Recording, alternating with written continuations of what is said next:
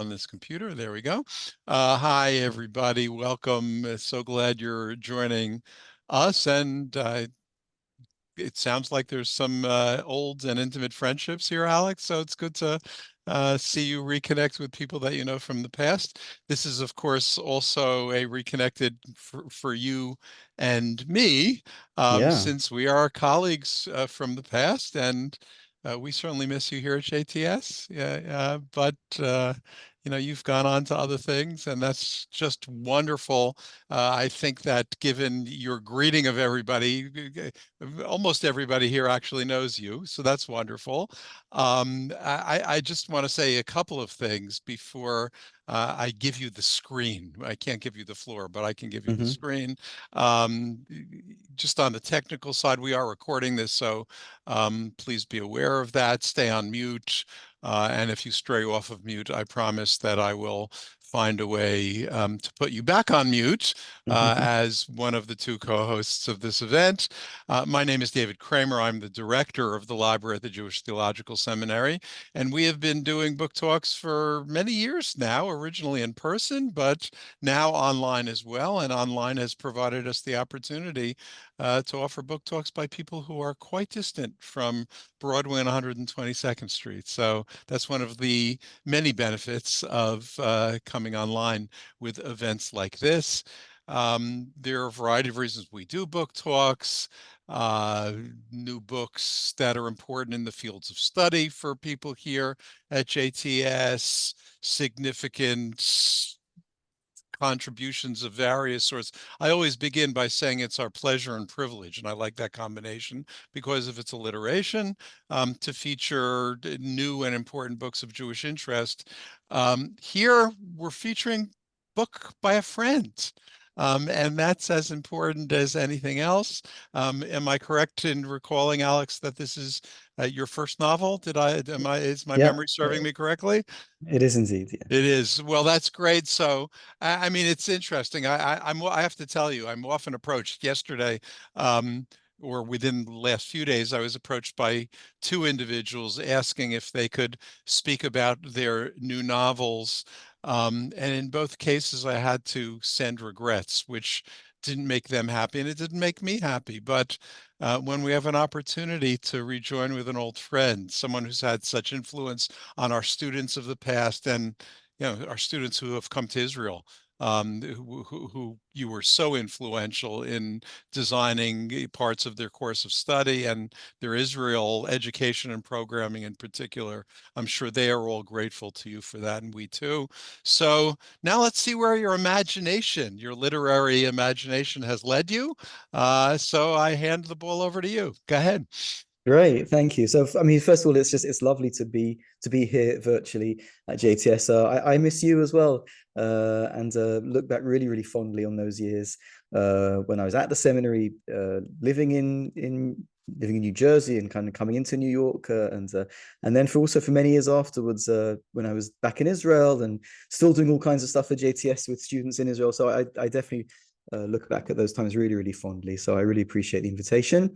Um, I guess you said sometimes that you do these things for new and important books. This one is definitely new. I don't think I would be so presumptuous as to say it's important, but I really appreciate being invited, as you say, It's important because it's as by a a friend of friend, you JTS. know? It's important. Listen, it's important for me, and I really appreciate being able to share a little bit about it with you guys.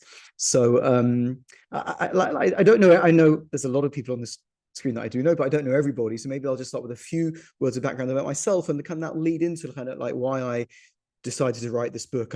My plan for the next, I guess, 50 something minutes is I'll speak for a few minutes, just a little bit about my background and why, what led to this book. Then I'll talk a little bit about the book. I've got a couple of excerpts that I'll put on the screen, which I'll read, and so we can read together. And I'll use those excerpts as a way to talk about the book itself, and also a little bit about some of the issues in Israel that the book raises. And then at some point around maybe 22 the hour, I'll come up for air. And David just made me suddenly look at myself, so I'm gonna Did I just stop myself for everybody, No, or I spotlighted you so that you would be yeah, but featured then on the screen, which I yeah, but thought then was it's appropriate. That's what yeah, we but then it's ordinarily do. okay. We're going to do it again. Then that means I've got to look at myself speaking, which is really Yeah. okay. Okay, fine.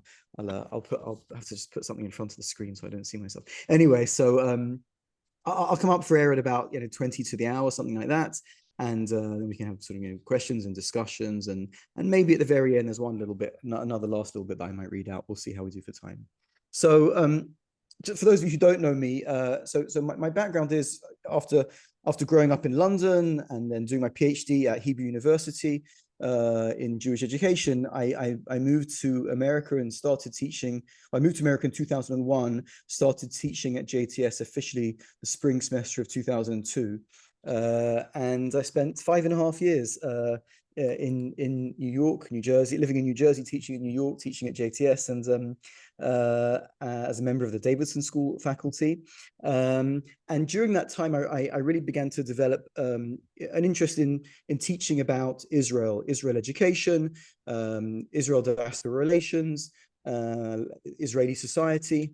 And as David sort of mentioned, I did all kinds of stuff. I developed a new course on that, which was taught for many years at JTS, and I began first a short-term Israel program for Davidson students, which then later kind of developed into a semester in Israel program when I was already back in Israel. I moved back to Israel in 2007, and even when back in Israel, still did all kinds of stuff for JTS.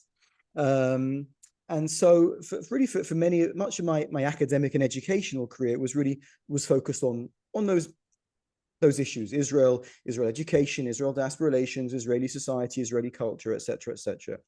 And then at some point a few years ago, and I should also say that as part of that, also I would write op-eds and that kind of stuff. I used to write op-eds in Haaretz and other places. And at some point a few years ago, I began to feel I've said everything that I can say. I began to feel that I was saying the same thing over and over again, writing the same thing over and over again. I was the stuff that I was reading, I kind of sometimes, as maybe some of us are, I'm a little addicted to, reading the op-eds and reading all the kind of stuff that kind of comes into one's feed. And I began to feel that certainly that I'd said everything that I could say, and that I wasn't like I was no longer doing anything new or saying anything new, just kind of repeating in different ways things that I'd said before.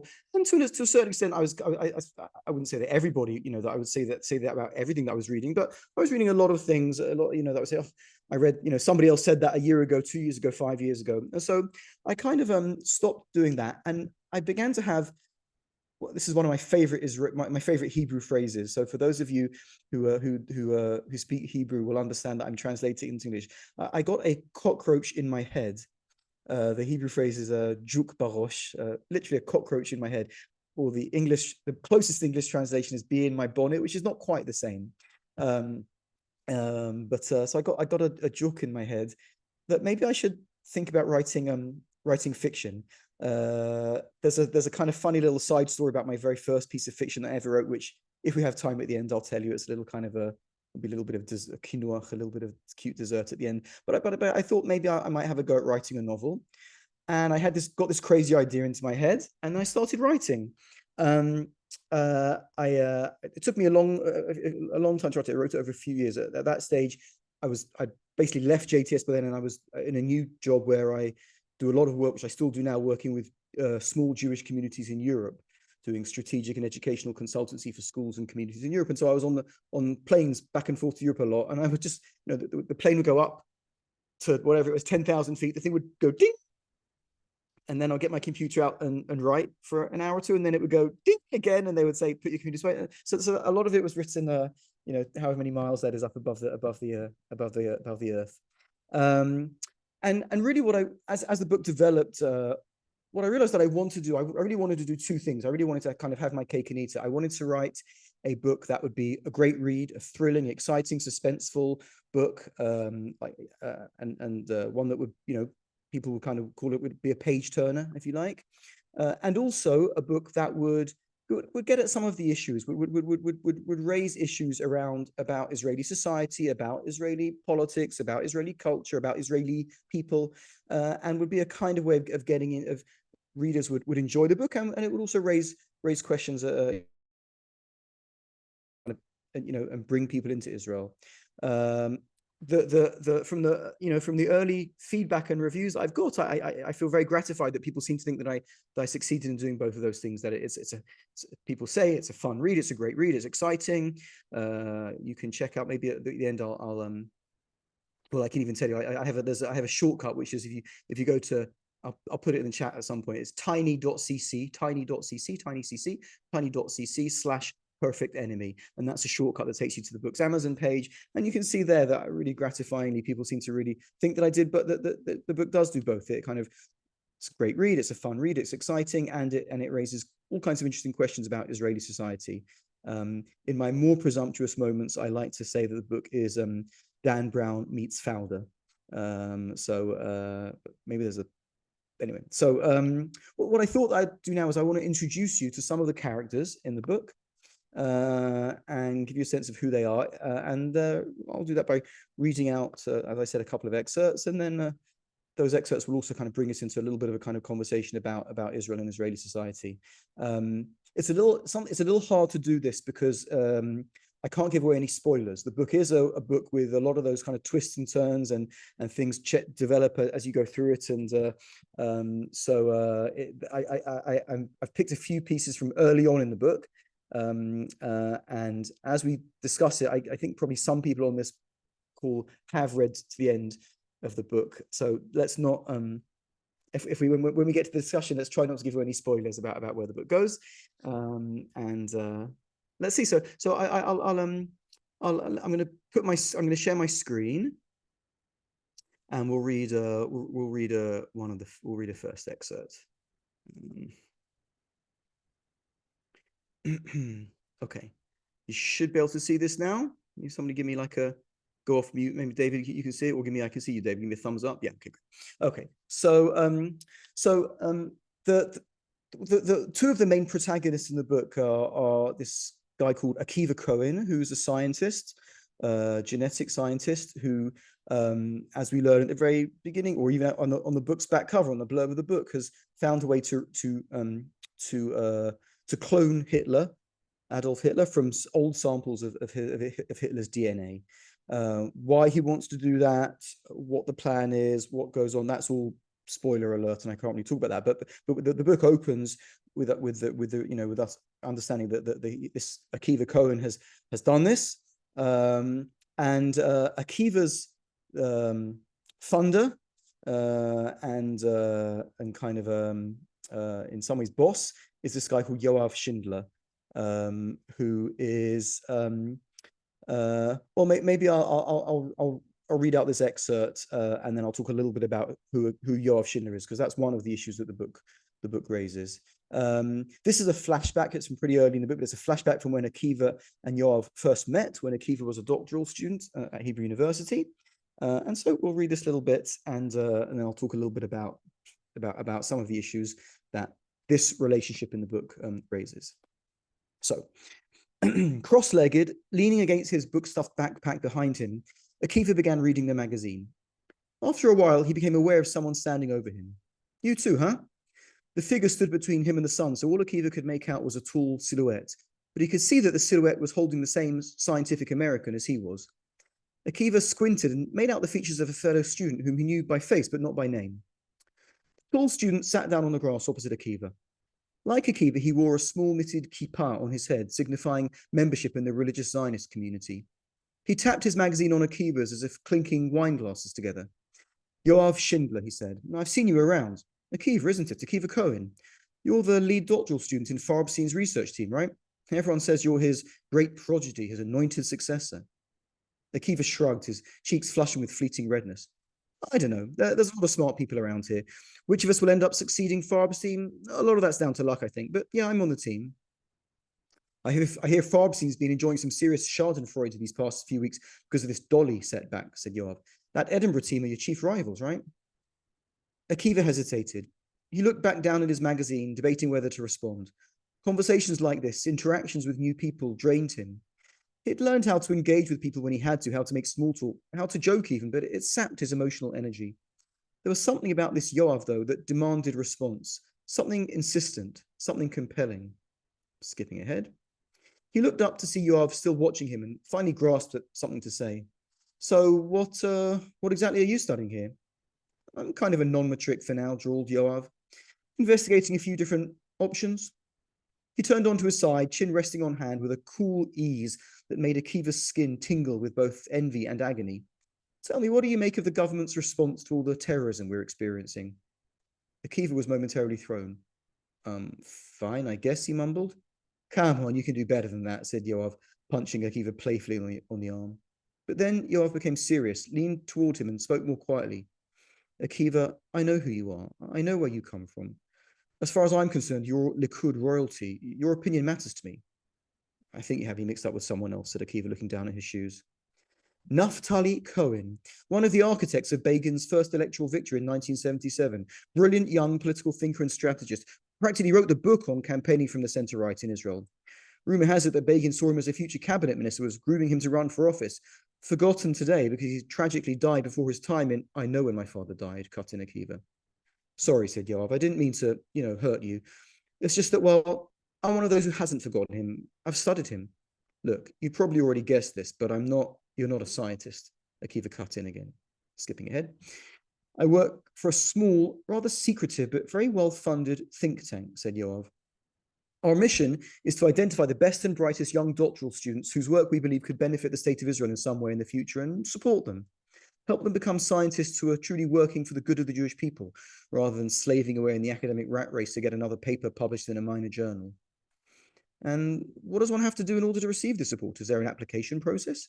Application process? No, said Yoav. We are, how can I put it, proactive in our search for those who we think meet our criteria. Well, I'm flattered, said Akiva. So what's next? Is there some kind of interview? Yoav smiled warmly, his magnetic eyes still laser-locked on Akiva's. You just passed it.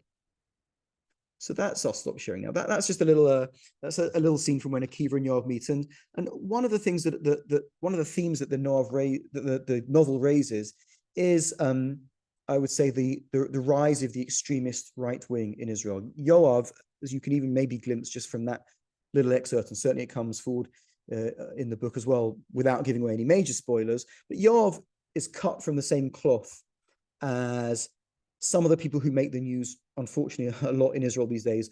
Bezalel Smotrich, Itamar Ben-Gvir, that whole kind of that kind of what I would call the extremist messianic fundamentalist right wing, religious right wing in Israel. And Yoav in the book is cut from that same cloth, comes from that same community.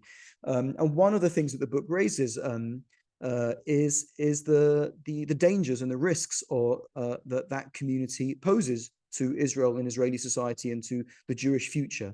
Yoav's plans, again, without giving away too many spoilers, Yoav's plans in the book turn out to be quite shocking, and there's a twist when we find out what those plans are, and they're quite shocking. But even at the beginning, this idea that what the right wing might want to do to or with a kind of a reborn or a cloned Hitler, those ideas are obviously, let's say, outlandish. The book is a book of fiction. It's not exactly science fiction, but it's got this non-reality element to it, this cloning Hitler element to it. So the book, that part of the book obviously is fiction, but the kinds of sentiments and ideas and ideals that Yoav has and the other parts of Yoav's community have, who we also meet in the book, so the book is fictional, but the kinds of things that Yoav says and thinks are a hair's breadth away from the kinds of things that we hear said by people like Smotrich and Ben-Gvir in the Knesset every single day, literally every single day, in the Knesset and the newspapers. The book was written before the war with Hamas, and one of the questions that people sometimes ask is, would I have written it differently afterwards? We can maybe talk about that maybe later on. But the war with Hamas has kind of silenced for now this tension, I would say, with the messianic extremist right wing in Israeli society. There's a lot of talk about unity, and only together will we survive, and only together will we win, and so Israeli society right now is in this kind of hunkered down, or in this in a bunker, some literally and metaphorically, and so this kind of the tensions and some of the kind of the rifts that were beginning to emerge between mainstream Israel and the kind of the messianic right have been papered over a little bit. But I'm pretty convinced, and certainly it's not just me who thinks this, many commentators say that when the war is over and when things get back to normal, whatever that means, that rift is going to emerge, probably even more so. And so that's really one of the questions that the book raises to the reader, which is, we have external threats. Obviously, we have external threats from Hamas and Hezbollah and Iran and all those kinds of things. But if and when we remove that threat or deal with that threat, the internal challenge is really the main challenge that faces us, I would say, as Israeli society, and really as the Jewish people today. What do we want Judaism to be? What do we want Judaism to look like? What do we want Israel to be? What kind of Jewish Israel do we want to be? These are the questions that I think are the major questions for the Jewish people as we go into the next years and years ahead of us, and they're questions that emerge from the book, because the book really puts front and center to the reader this quite shocking vision that of the right wing, of that kind of messianic right wing, and within the kind of context of the fun, exciting read, I think the book really kind of forces the reader to grapple with those kinds of things. Along with that, in brackets, I've tried, I really tried to not to make Yoav a one-dimensional baddie. And there are a bunch of scenes in the book. Those of you who have read the book I could say, there's a scene that takes place in a yeshiva where there's a celebration going on in a yeshiva. I won't say more about it than that in terms of spoilers. But there's a scene like that. And there's a few other scenes where I really try to humanize Yoav and that community, and not to make them kind of one-dimensional, good guys or bad guys. And I think that's also really important, that as we enter this struggle for the soul of the Jewish people, I would really put it in terms as stark as that. I think that mainstream liberal, centrist, leftist, centrist, center-right, I think that putting all of that category together, that group of people have to struggle with the messianic right, and I would say win the struggle for the soul of the Jewish people, I hope. But also remember that those people, they're people as well, they're humans as well. They're in some ways acting out of really what they think are the best interests of the Jewish people. So trying to kind of create that ambivalence and that three-dimensionality, and that on the one hand, it's to create a real kind of shocking and disturbing picture of that community, and on the other hand, to humanize them. That's one thing that I really wanted to do in the book, and I hope that it succeeded.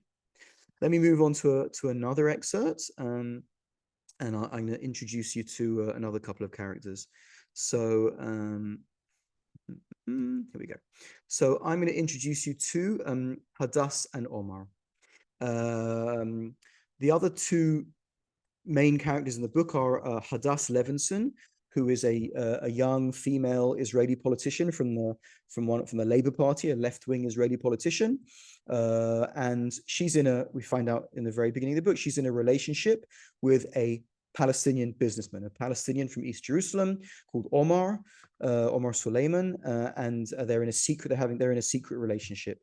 During the first part of the book, the Akiva Yoav storyline and the Hadass Omar storyline kind of run in parallel, and then at some point in the book they come together. Obviously, I can't tell you how.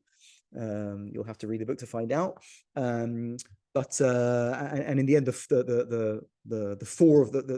the four of these characters come together during the book and during the plot. But Hadass and Omar are Hadass, I would say, is probably the protagonist of the book as much as Akiva is. So let me introduce you to the two of them. I'll say before I'll start reading this, people seem to really love these two characters, and I get a lot of feedback from people saying, "Oh, I really, really loved Hadass and Omar and their relationship," and so I feel very happy when people tell me that. And this is the first scene that they have, and I hope this will give you a sense of who these two characters are. Omar reached his hand across and began entwining it in Hadass's fingers. She pulled a hand away. Omar, even with my wig on, I can't risk it. Omar sighed. There is a comfort in the strength of love. 'Twill make a thing endurable, which else would overset the brain or break the heart. Hadass looked at him with a kind of frustrated patience that is reserved only for those we really love. Okay, show off. Keats, Wordsworth, actually. Omar smiled. You know, some men use comedy as a defective shield. For you, it's melodramatic poetry. I shall polish up my Mel Brooks impression for next time, my dear. A pause. They looked at each other in silence. Hadass reached over and took off Omar's sunglasses. He squinted at the light, but his eyes were dry. For all his sensitivity, he was still a mix of stiff upper-lipped Brit, dignified patriarchal Palestinian, and tough guy Israeli. None of those character traits would have permitted his eyes to tear up. If only you'd spent some time in America, she had once told him, then maybe you'd have feelings. Feelings, my dear, in my family, he'd answered, are what happens when you stub your toe on the table leg. Those are feelings. Omar reached across to take off Hadass's sunglasses too. She raised her hand and stopped him. Can't do it. Unlike you, my eyes are showing my emotions right now. I know, I will just have to imagine them then. A pause again. The tranquility of the setting was calming, almost hypnotizing. Hadass composed herself. Omar, I don't have much time. There's a vote I have to be at in half an hour. How tiresome. I was so looking forward to sharing my thoughts at length with you about Middlesex's latest follies. Hadass gave him another of those looks of frustrated, loving patience. Cricket, my dear, cricket. Again with a cricket, muttered Hadass, rolling her eyes. Omar sighed. Fine, I'll stop, he said, and switched into serious mode. I heard they're going to close the case against those settlers in East Jerusalem, he asked, leaning against the back of the bench, hands behind his head, stretching his feet out. He breathed in deeply, inhaling the light scent of jasmine from a nearby tree. To those who did not know Omar, this would have looked like listlessness. Hadass knew that this was his pose when his brain was at its most attentive. I heard so too. Annoying, but not surprising. Such myopia, groaned Omar. There's a real strategic opportunity here to address residency and nationality issues for East Jerusalem Palestinians. I might write something about it tomorrow. The editor of Al-Quds has been pestering me for another piece. It was almost like a metamorphosis, Hadass thought, how he did that. 1 minute, Omar was this ironic, self-knowing caricature of an Englishman abroad. The next minute, he was back to Omar, the Palestinian nationalist, a unique connector who had ties to everyone, but everyone in the Palestinian business and political community. His outspoken op-eds in the international media made him a thorn in the side of the Israeli establishment, but his political activism in collaboration with Jewish Israelis made him something of an enfant terrible in the Palestinian community too. He received the occasional death threat both from right-wing Jewish settlers and radical Islamic terrorists who believed that he had sold out to the Zionists. Sometimes he had once joked with Hadass, although it wasn't really a joke. I think that I'm the one who needs a brunette wig. Yalla Habibti. So, my love. What should we talk about, said Omar. Is this always how it's going to be? A few moments snatched here and there? He put his sunglasses back on again. I hate it too, Omar, said Hadass, but you know it's the only way, for both of us. You're right, I know, sighed Omar. I can see the headlines now. News survey finds that most Israelis would be perfectly okay with their future prime minister's husband being Palestinian. I think not.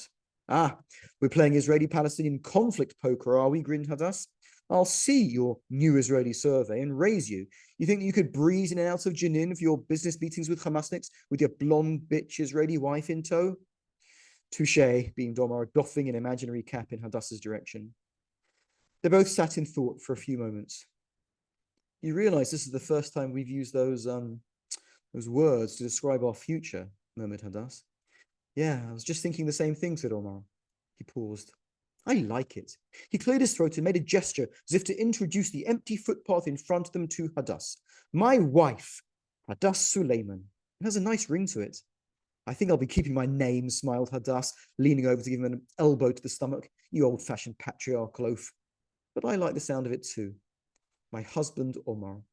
They sat in quiet, shared rumination, enjoying the fantasy but weighed down by its impossibility. So that's Hadass and Omar, who, as I say, people seem to really like, and I really like them. And I think, one of the other, maybe I'll just say people often ask me, are Hadass and Omar in particular based on real people? So Hadass is kind of vaguely based on a kind of Stav Shafir kind of person. I don't know if if that name means anything to you. She was a young Israeli politician who came to fame probably a decade or so ago with the social justice protest movement. And I don't know Stav Shafi, I never met her, but Hadass is in some ways modeled on that kind of like young, up and coming, kind of great new hope for the Israeli left. Omar is based on somebody that I met. I can't remember, the years in terms of which students were on which trips kind of blur into one, but some of you might remember that a few times I had students meet this guy called Mustafa, who was an East Jerusalem Palestinian, a very wealthy guy, very suave, kind of sophisticated guy, international traveler, businessman, Palestinian, East Jerusalemite, and in some ways Omar is based on him. I think that one of the other issues that confronts Israeli society today, which is after October the 7th is exponentially more difficult, is how does a Jewish state, a Jewish country, integrate 20% of its population who are not Jewish? How do we create a society that does not ignore its Jewish roots, and that is a quote unquote Jewish state, whatever that means, but at the same time, is fully open to Arab Israelis? That's one of the questions that I think, again, one of the questions that we have been grappling with. Actually, one of the really interesting survey results post October the 7th has been that Israeli Arabs have, when there's surveys asked them, to what extent do you feel Israeli or Palestinian, the number of the response rates of Israeli Arabs who are saying they feel more Israeli after October the 7th has really shot up. I think it's about doubled. I think, don't quote me, but it used to be always traditionally 20 or 30%, and now it's gone up to 40 or 50%, something like that. So there's this process of kind of Israelification amongst Israeli Arabs or Palestinian Israelis, or Palestinians of Israeli citizenship, however we talk about them. This kind of Israelification process, which ironically, maybe October the 7th actually has increased. On the other side, of course, though, from Jewish Israelis have made October the 7th has made Jewish Israelis more skeptical or more suspicious of Arab Israelis than before. So it's a mess, like many things in Israeli society. But that's one of the things we have to kind of grapple with is how does Israel do that? So that's Hadass and Omar, and obviously Hadass and Omar, as well as that internal, Omar coming from East Jerusalem is kind of neither a West Bank Palestinian nor an Israeli Palestinian. East Jerusalemites are in that kind of weird status in the middle. But one of the things that the book also kind of plays with is the relationship between Jews and Arabs in this part of the world. Let me say, I'll say one other quick thing about the book, and then I'll stop. There's another character who we didn't meet yet in text, who is a woman called Sahainish, who is an Ethiopian Israeli woman who is Hadass's parliamentary aide. She's a younger kind of postgraduate who has been working with Hadass for a couple of years, and she's her aide in parliament. And Sahainish becomes also she's I guess a kind of a supporting actor rather than a main protagonist, but she plays an important role in the book. And one of the things that I really was very conscious of in writing the book was to pass, I think it's pronounced the Bechdel test. Some of you probably will tell me if I'm pronouncing that correctly. But the Bechdel test is one of these feminist critiques of, I think, offered of movies, but also of literature as well, which is, do two female characters have a conversation about something, or a serious conversation about something other than a man? And I was really conscious, I'm obviously a boring, middle-aged, white, straight man, and that has its, in trying to write a book with diverse characters, that has its drawbacks. But I really wanted to pass the book, to pass the Bechdel test, as it were. And so I really tried to make Hadass and Sahainish to invest in them as characters and invest in their relationship. And I think that they do have a really a kind of interesting relationship, and the two of them, play important roles in the book as well. So that's one thing as well. And then the other part B of that is that the book does have a very diverse cast of characters, as well as the ones I've mentioned. You know, Ethiopian Jewish woman, a secular Israeli Jew, Palestinian from Jerusalem. You know, a religious Zionist. There's also, you know, there's other characters. There's a gay character in the book. The religious secular Arab. I really wanted to give voice in some ways, as much as possible, to Israel's diversity. Obviously, you can't include everybody or every sort of segment, but I did want to make sure that the book contained a kind of glimpse into Israel's diversity and Israel's, you know, Israel's sort of diverse sociology. I think that I have a lot to say about how Israel fails miserably to have that diversity play out on the world stage, especially when in a situation like this, when the world's eyes are on us, in terms of who speaks to the press and who people see speaking on behalf of Israel about the war or about, you know, about Hamas or anything, where it seems to me to be we fail quite spectacularly to show the world that diversity that we have in our society, and that's maybe a longer conversation.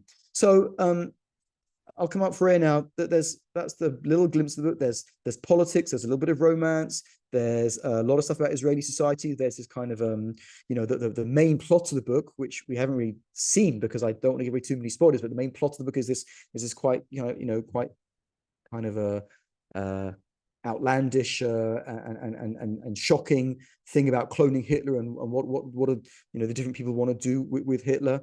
And I would say the book does contain some classic, you know, some action scenes in as well. I mean, maybe at the very end, that's a little bit of dessert that I might finish with at the very end if we have time. There's action scenes, there's chase scenes, there's car chase, there's the, like I said, it's kind of Dan Brown meets Founder, and so there is some of that kind of that stuff in the book, which I hope kind of grabs the reader and one of the things that makes the book so readable. So I'll come up for air for a bit now, and we can have questions and discussions, and we can talk about the book. And if you've got things about that I said about Israel in general, Israeli society, about Hamas, about the war, I'm happy to have this go in any direction you want. Great, Alex. Thank you so much. Fascinating and wonderful excerpts. I would ask people to put questions or comments into the chat, at least to begin with. It'll just make it a little bit more manageable as we go through it. I'm going to get the ball rolling, Alex, while others are putting the questions into the chat. Near the beginning, when you began, my brain asked me, I heard the voice in my head saying, is this book political? From that point onward, given many of your comments, it seemed to me that the answer is obviously yes.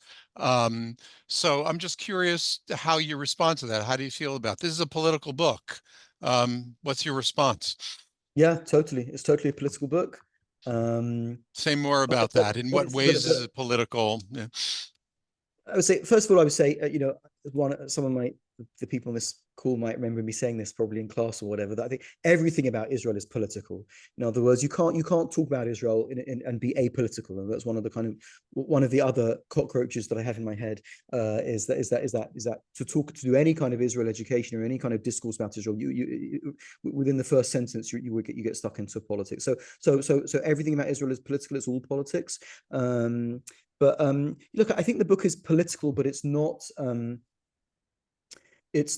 didactic, if you like. I hope that's that makes sense as a kind of as a distinction. In other words, it's not saying, you know, my first book that I wrote, you know, in 2013, which was my educational book, that was a more didactic book about you know, how to kind of teach and talk about Israel from a particular political perspective. So this is not that. Like I said, I really tried to make to humanize different every part of the left wing people. I didn't say this by the book. Hadass, for example, does not get a free pass, right? Mm-hmm. She also does things which are, without giving away too many spoilers, she does things that are problematic and does things which kind of compromise her morally. So there's no like there's no kind of like knight in shining armor facing off against the bad guys in terms of the way that political stuff is raised. That people are human, and those human things really come out. But yeah, the book doesn't shy away from throwing, I would say, throwing the reader into these these political questions and having the reader confront them. And the book does, I think the book does, it presents the right wing in a way that I think people need to see, which is that these people are scary. These people are scary shit. Pardon my language on a JTS. Not a problem. We're happy for you to express yourself. Yeah, so it's political, but I think that somebody who leans right can read the book and really enjoy it as well. I mean, it's not. I mean, maybe somebody who's like, I don't think Smotrich himself would probably read it and be really upset by it. But I think that people from anywhere from the left all the way through to the center right are going to be able to read this book and find it, really interesting and meaningful. Great. So Sarah, also known as Shamira, who looks to me like she's participating from a park somewhere. The weather looks absolutely marvelous. Asks, what will your dream audience be for this book? Or who, what groups of people, what kinds of people groups would be your intended audience? So first of all, if you do know Reese Witherspoon, that would be great. I would love that to be that, either Reese or Oprah or any of those people who would be put this on their book list would be just terrific. So if you have those connections, please do put a copy in the hand. Actually, funny, one of my real people who I really enjoy watching on TV is Bill Maher, who I find really amusing and everything. I've been trying to get a copy into his hands, failing miserably so far. But anyway, so if you know Reese Witherspoon, great. But seriously, I wrote this for a general audience. I didn't write this for Jews only. That's first of all. I hope that the book, if you're Jewish and you kind of know Israel and some of the stuff you read is going to be familiar, and you're going to be, oh, I know what he's talking about there. And there's a bunch of scenes which take place in particular sites and locations around Israel, and I hope that as you see those taking place, you go, oh, I know what he's talking about. So that there'll be that kind of familiarity for people who know Israel. But I believe it works well for people who don't know Israel at all, for people who are not Jewish. Actually, I have a cousin who's a sort of distant cousin who is a very assimilated.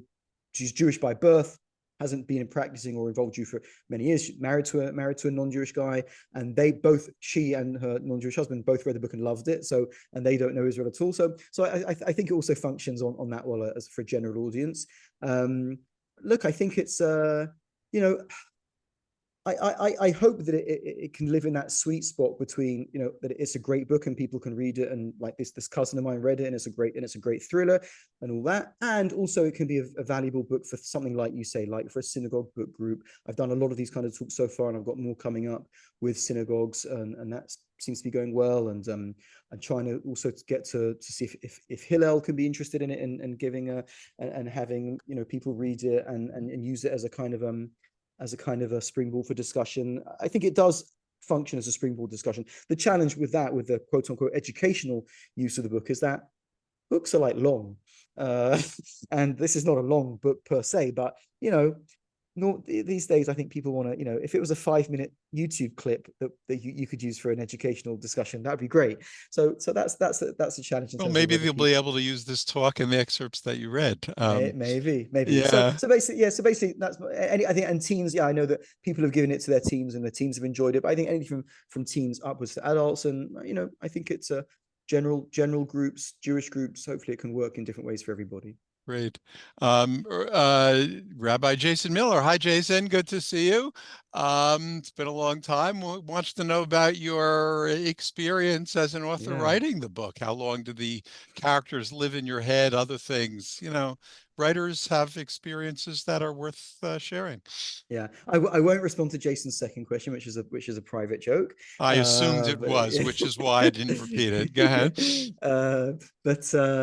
I had so much fun writing it. I mean, is the truthful answer. I had tremendous fun writing it. Like I said, I think before Jason came on, I wrote a lot of it on airplanes, but I wrote it, and I spent many 2 or 3 years really writing the first draft and then rewriting and revising it. I had so much fun writing it, and I kind of I always loved writing, and I've written academic stuff and for many years, but this was writing fiction was just so much fun writing it.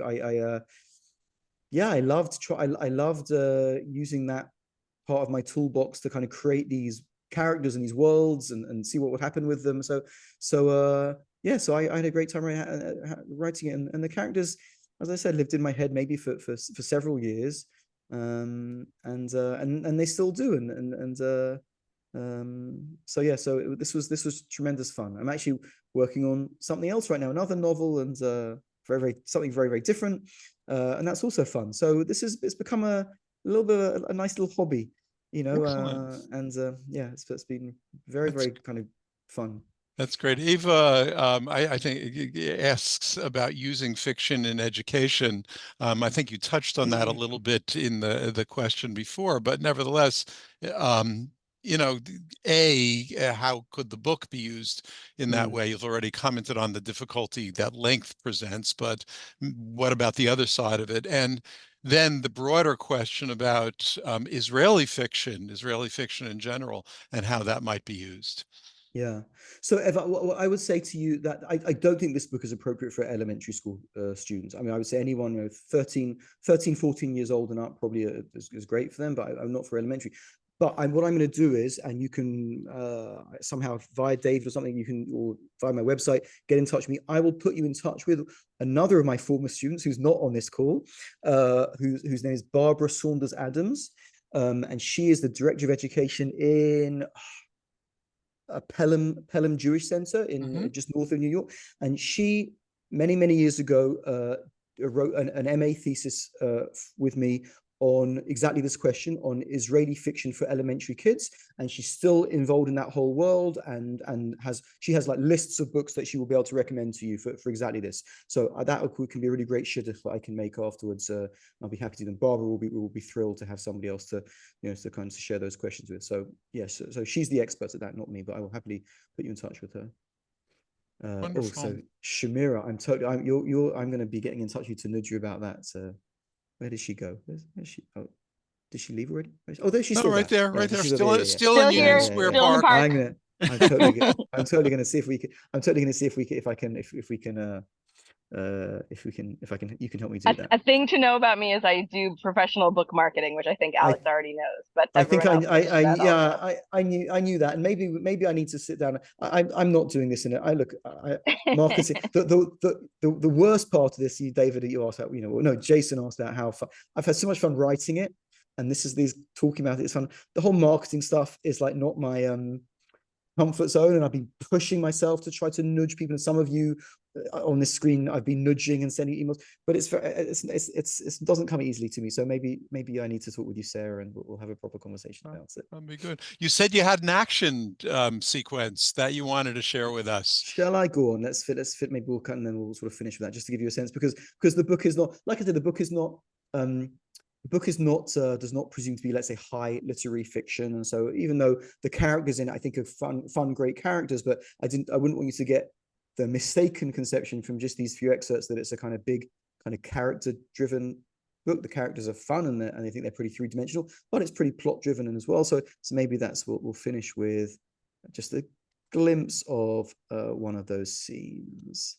So you'll see when we get to this. Let me just scroll to find the right part. That's here. So I've had to I whited out some of the more spoilery parts of the scene. It's still a little bit spoilery because you can see it happens in Yad Vashem. So if you have not read the book and this talk has excited you and whetted your appetite to go and get it, forget about this scene once you start reading the book.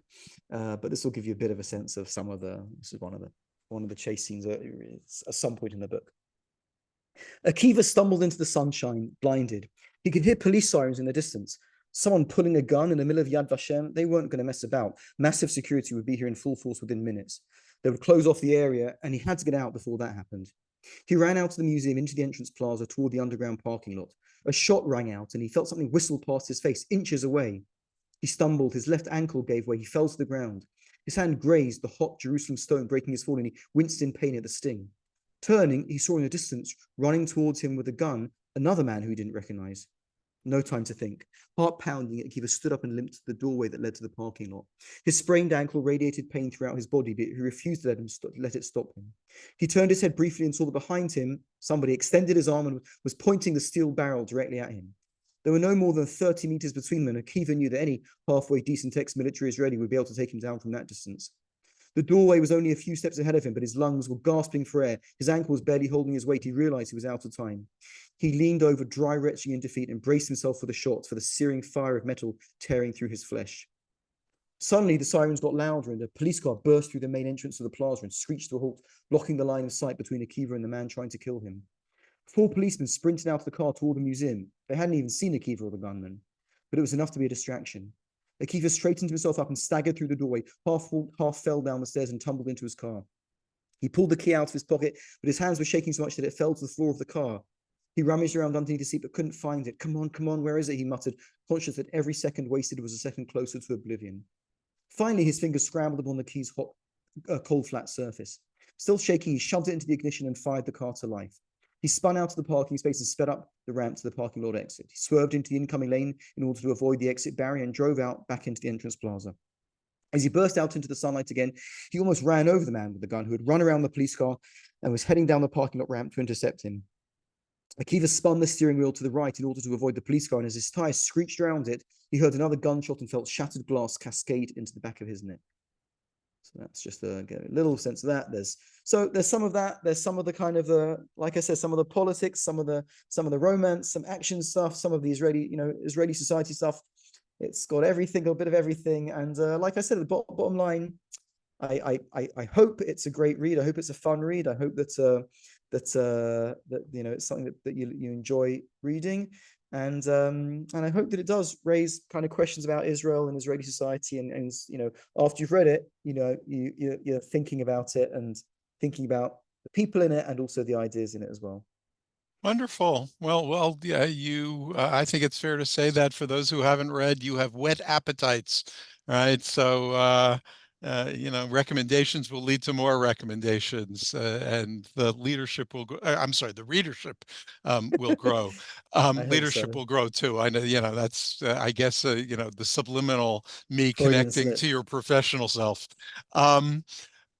So, I mean, Alex, thank you so much for this wonderful presentation. I just want to thank you all for coming and let you know that, just a week from now, we have another book talk by Robin Judd for her book called Between Two Worlds, Jewish War Brides After the Holocaust.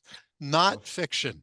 Not right. A historical work for a very important, relatively recent chapter in our history. So if you're interested in that, please join us again.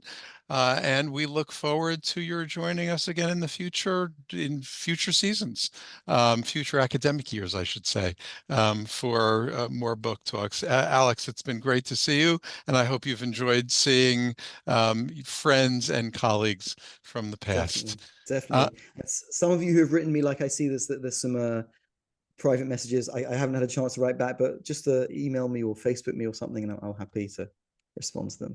Wonderful. And this will be available for those who couldn't make it today at this time to hear what you had to say. So bye-bye, everybody. Be well. Bye-bye. Thank you, David, for the invitation again. I really appreciate it. Hope all is well.